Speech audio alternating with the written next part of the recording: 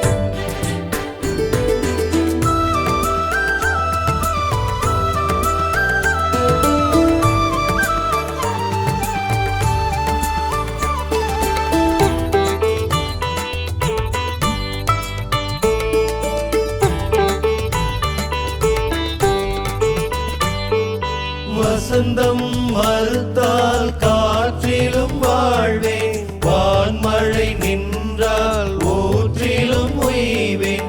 வசந்தம் மறுத்தால் காற்றிலும் வாழ்வேன், வான்மழை நின்றால் ஊற்றிலும் உய்வேன். செல்வங்கள் மறுத்தால் ஏழ்மையில் வாழ்வேன்,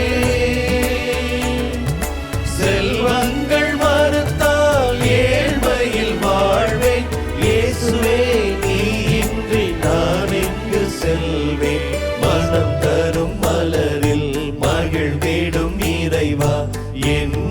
மனம் ஏற்க தயக்கமோ, நான் காகித பூவென்ற வருத்தமோ.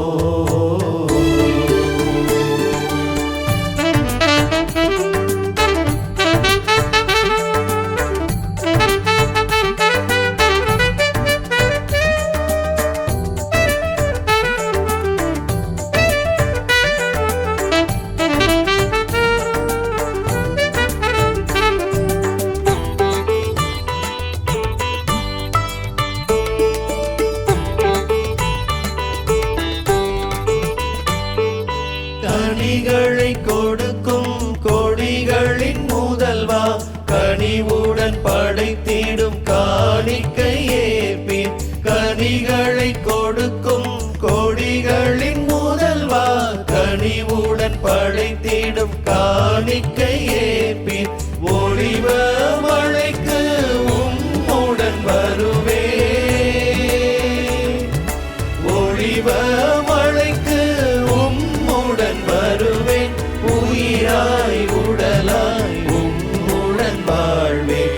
மனம் தரும் மலரில் மகிழ்ந்திடும் இறைவா, என் மனம் ஏற்க தயக்கமோ, நான் காகித பூவென்ற வருத்தமோ.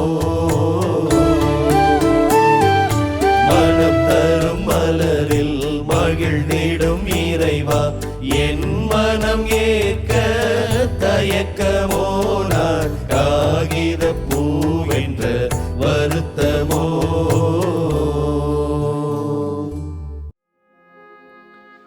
இன்றைய நாள் திருப்பாடல் 72 7வது இறை வார்த்தை. ஆண்டவர் காலத்தில் நீதி தழைத்தோங்கும் என்ற இறை வார்த்தையை அடிப்படையாக சிந்தித்து இந்த ஆராதனை நிகழ்விலே நாம் கலந்து கொண்டிருக்கின்றோம். விவிலியத்திலே சவுல் தொடங்கி பல அரசர்கள் அரசாட்சி செய்வதை நாம் அறிந்திருக்கின்றோம். அவர்கள் கொண்டு வராத நீதியை ஆண்டவர் இயேசு எப்படி கொண்டு வர முடியும்? இஸ்ராயேல் அரசர்கள் விவிலியத்தில் இருக்கக்கூடிய தோரா என்று சொல்லக்கூடிய 5 புத்தகங்களின் அடிப்படையிலே, நீதி நூல்களின் அடிப்படையிலே மக்களுக்கு நீதி வழங்கினார்கள் என்பதை பார்க்கிறோம்.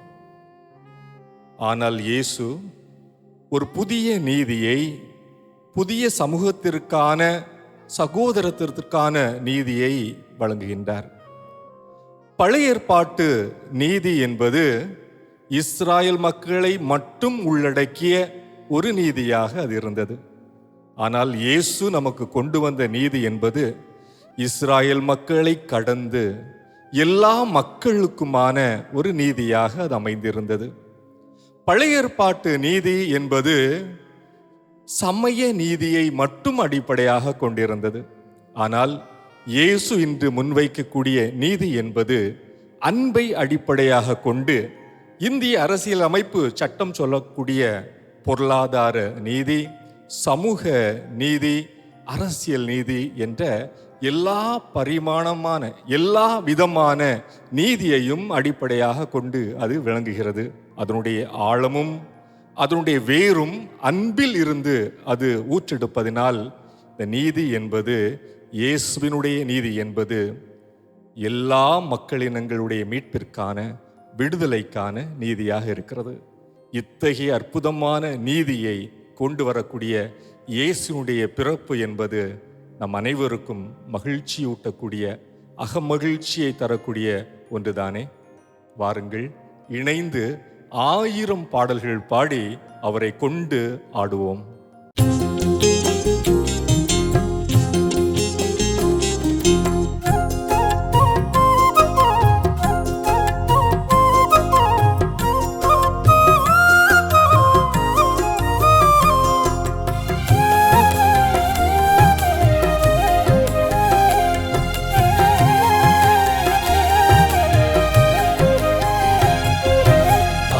பாடல் பாடுவேன், ஆனந்தம் வாழ்வில் காணுவேன். 1000 பாடல் பாடுவேன், ஆனந்தம் வாழ்வில் காணுவேன். அன்புக்கு அர்த்தங்கள் சொல்லுவேன், அன்பர் அன்பை பாடுவேன். அன்புக்கு அர்த்தங்கள் சொல்லுவேன், அன்பர் அன்பை பாடுவேன். ஆயிரம் பாடல் பாடுவேன், ஆனந்த வாழ்வில் காணுவேன். ஆயிரம் பாடல் பாடுவேன், ஆனந்த வாழ்வில் காணுவேன்.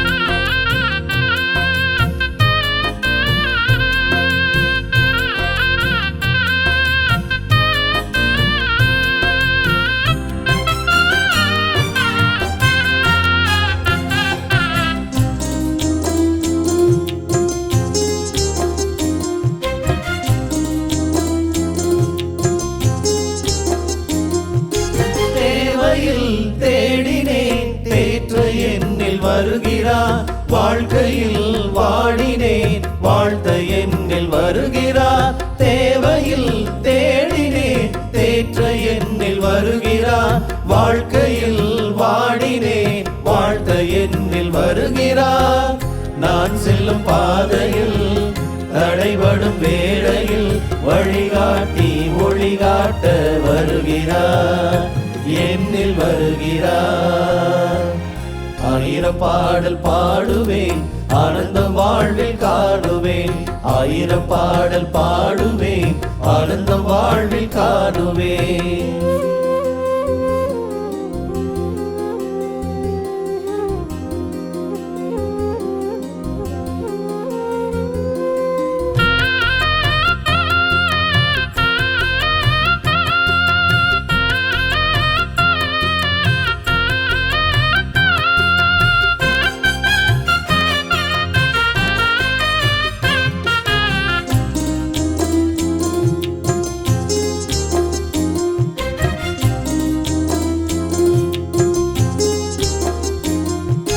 கலங்கிடும் வேளையில் காத்து என்னை ஆழ்கிறார்.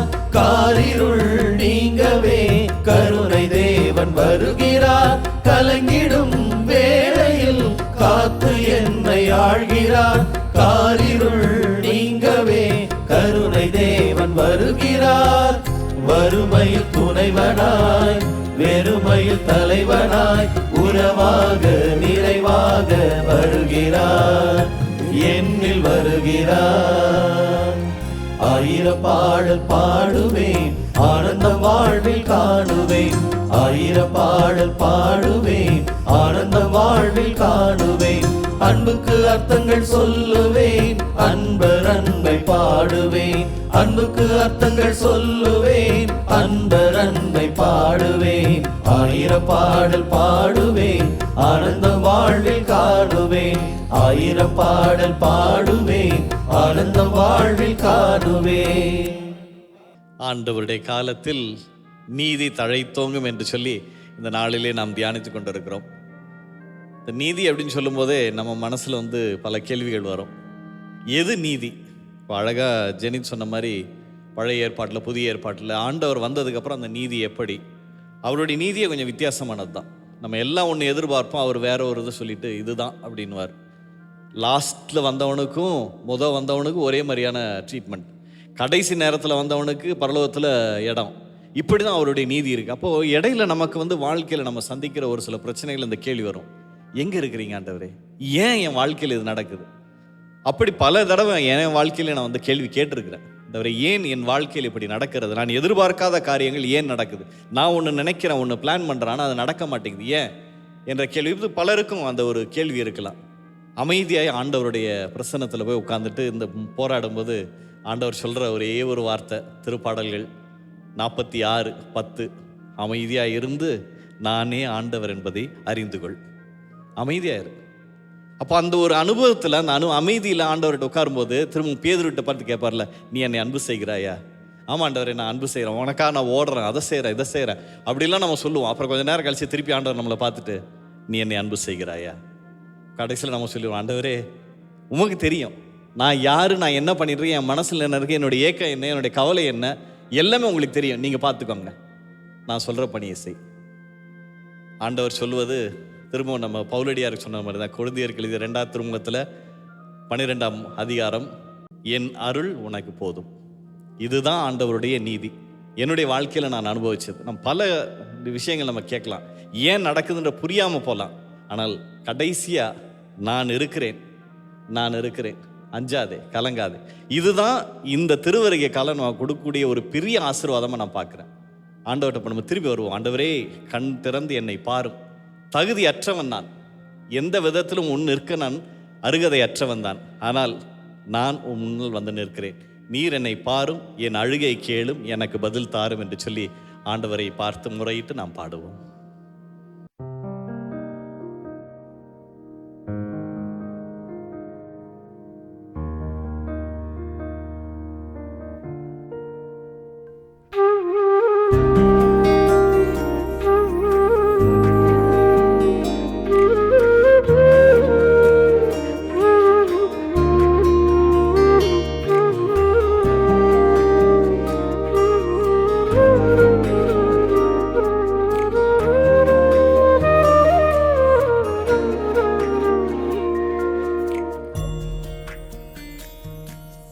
பாராயோ இறைவா கண் பாராயோ, கேளாயோ இறைவா குரல் கேளாயோ. பாராயோ இறைவா கண் பாராயோ, கேளாயோ இறைவா குரல் கேளாயோ. வழியோரம் நின்றே நீ வரும் பாதை பார்க்கிறேன், வழிந்தோடும் கண்ணீர் என் வாழ்வாகி போனதே, என் அருகிலே வருவாயா வருவாயா, உன் கருணையால் தொடுவாயா. இறைவா இறைவா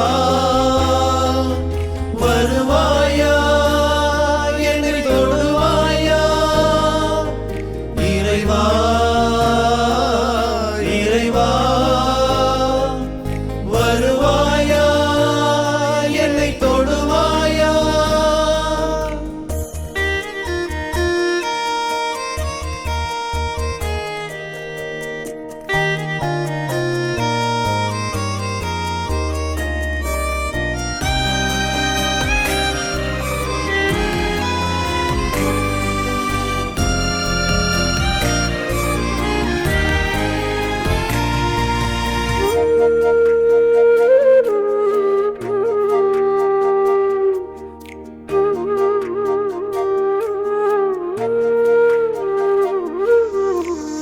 பாவி என்று கல்லெறிய பலருண்டு, உந்தன் பாதம் தொட்டு விழுகிறேன் பாருமையா.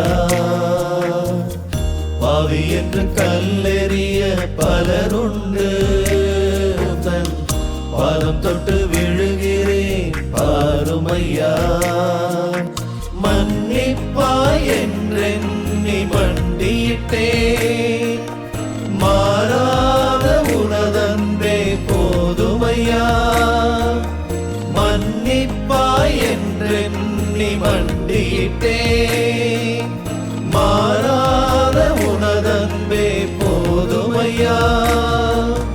நம்பி உன்னை நாடி வந்தேன் ஏசையா, நான் இருக்கேன் என்று சொல்லி தேற்றுமையா. இறைவா இறைவா வருவாயா, என்னை தொடுவாயா. இறைவா இறைவா வருவாயா, என்னை தொடுவாயா.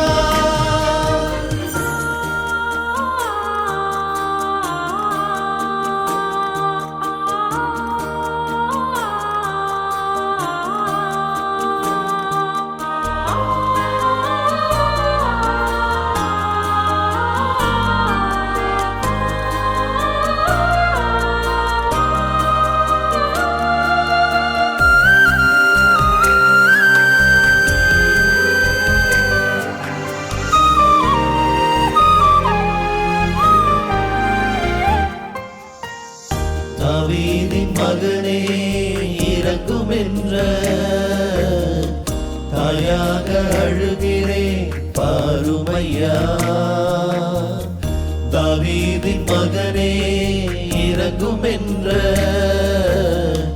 தாயாக அழுகிறேன் பாரும் ஐயா. உன் சிந்தனையில் நான் இருக்க வேண்டும் ஐயா. கீழே சிந்துகின்ற உணவெனக்கு போதும் ஐயா. உன் சிந்தனையில் நான் இருக்க வேண்டும் ஐயா. கீழே சிந்துகின்ற உணவெனக்கு போதும் ஐயா. நம்பி உன்னை நாடி வந்தேன் ஏசையா. நான் இருக்கேன் என்று சொல்லி தேற்றுமையா. இறைவா இறைவா வருவாயா, என்னை தொடுவாயா. இறைவா இறைவா வருவாயா, என்னை தொடுவாயா. பாராயோ இறைவா கண் பாராயோ. கேளாயோ இறைவா குரல் கேளாயோ. பாராயோ இறைவா கண் பாராயோ.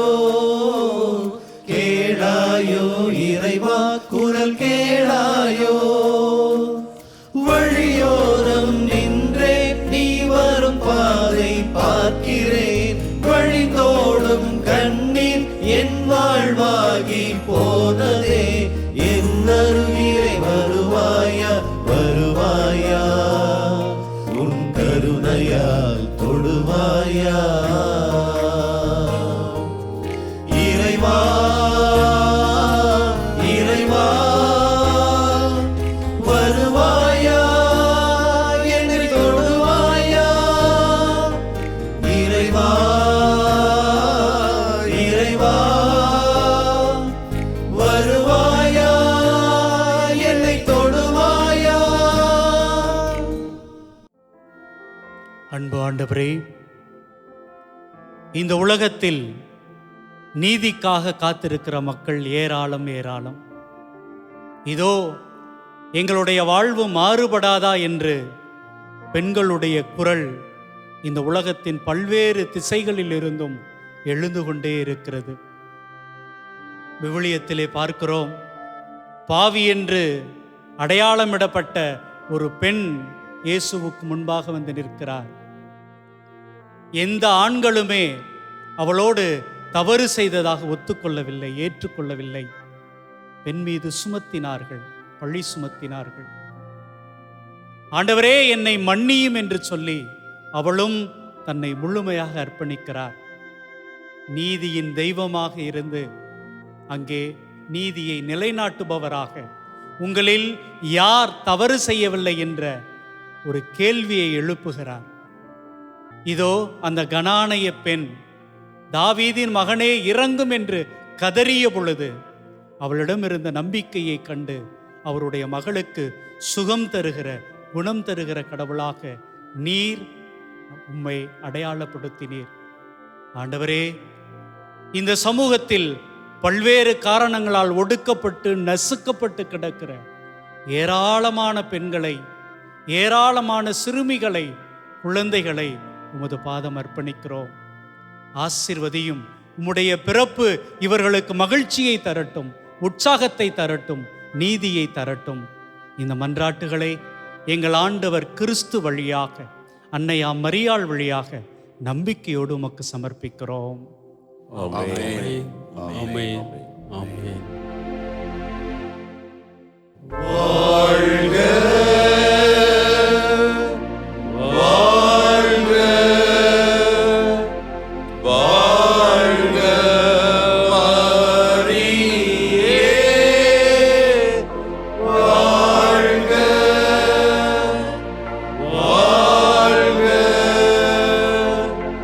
வாழ்க வாழ்க இயேசுவுக்கே புகழ், இயேசுவுக்கே புகழ், இயேசுவுக்கே நன்றி, இயேசுவுக்கே நன்றி. மரியே வாழ்க. மரியே வாழ்க. தந்தை, மகன், தூய ஆவியாரின் பெயராலே ஆமென்.